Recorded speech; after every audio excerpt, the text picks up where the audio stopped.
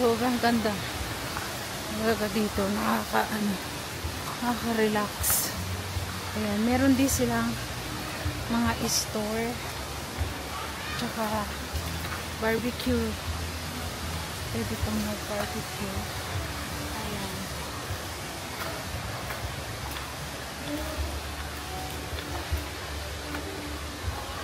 Washroom. Pwede kang mag-change ng clothes.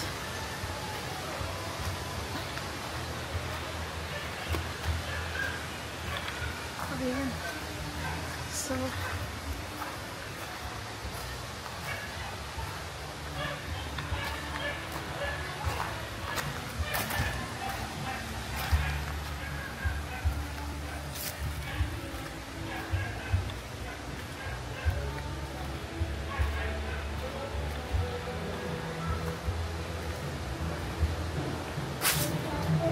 meron silang cottage na may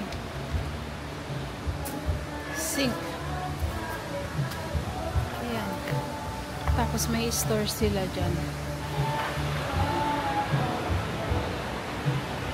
Pwede sila, nagbebenta sila ng mga drinks.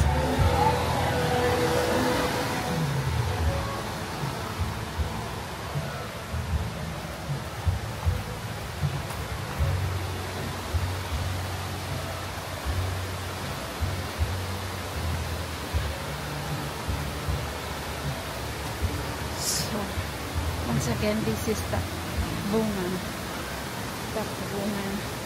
Mountain Resort.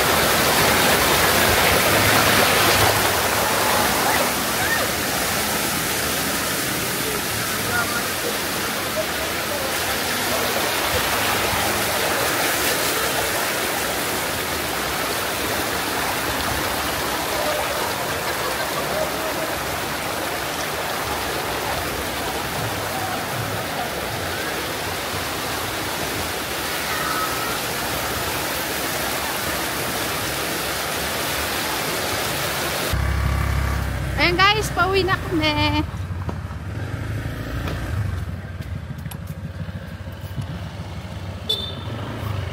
Ayan. Ngayon naman pupuntahan namin yung Tacuran Falls. Dito pa rin sa malapit pa din sa Halapan.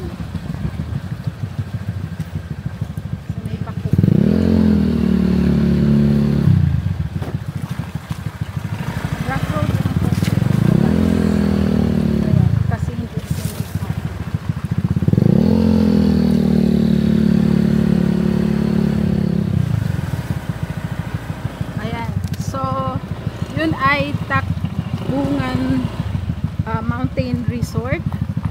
Ayan, Takbungan Mountain Resort. Ay.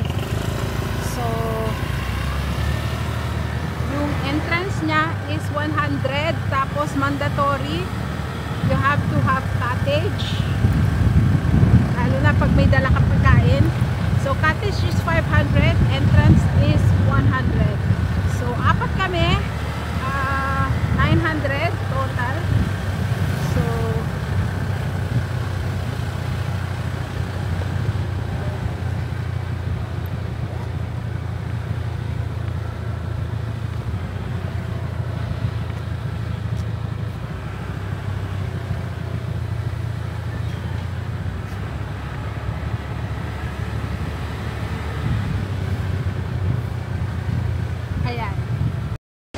So, yan.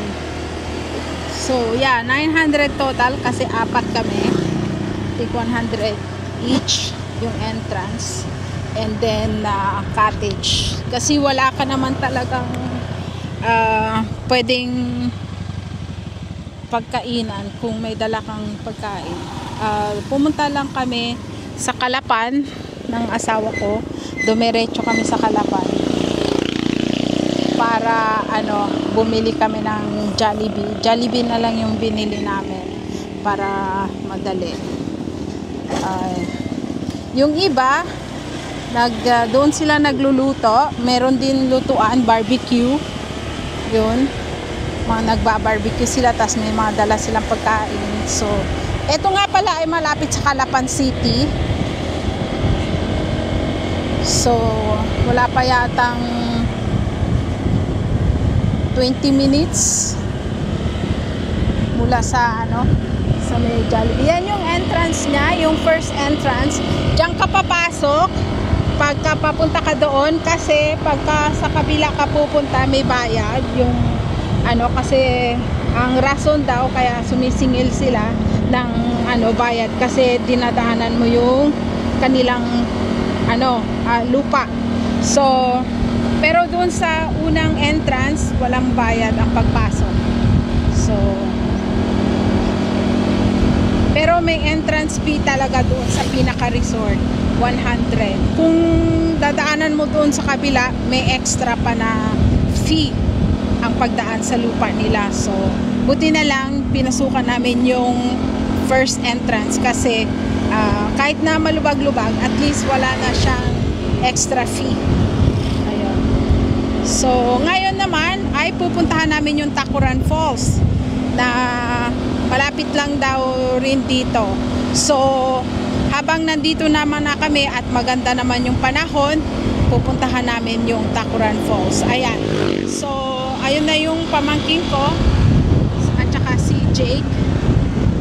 Yan sila, nasa unahan.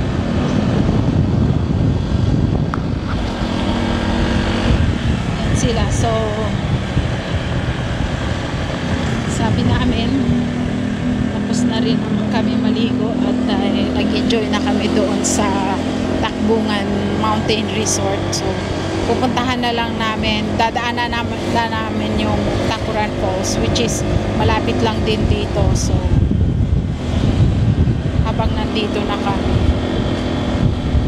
nung isang buwan pa sana namin ito pupunta. Tingnan, gaganda ng mga bahay. Nung isang buwan pa sana namin ito pupuntahan, kaso lang every time na pupunta kami sa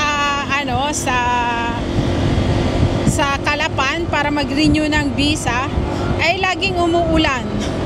So hindi namin ito napupuntahan. So ngayon ay nagkaroon ng chance, at saka si Jake, yung misis niya ay off.